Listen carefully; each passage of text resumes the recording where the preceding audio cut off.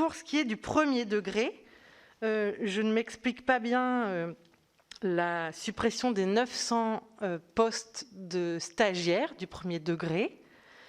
Et puis, là encore, d'abord, on constate quand même qu'il y a encore pas mal de classes surchargées, c'est-à-dire que les postes qui sont censés répondre au dédoublement ne sont pas tous là et que donc il y a des niveaux qui restent surchargés. Et puis, je ne vais pas le développer très longuement non plus, mais il y a tout un tas de dispositifs qui permettent de faire un peu du sur-mesure et de l'accompagnement personnalisé qui manquent à l'appel.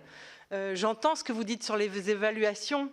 qui serait moins pire que si c'était pire, excusez-moi de le dire comme ça, mais on est quand même dans le contexte d'une école française qui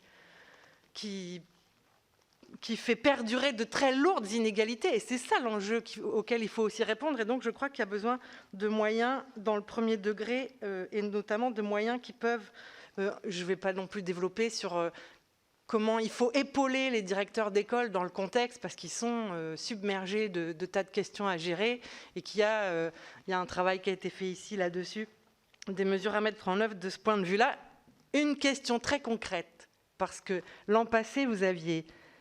un peu à notre demande, mais ouvert des postes pour qu'on puisse travailler sur le milieu rural.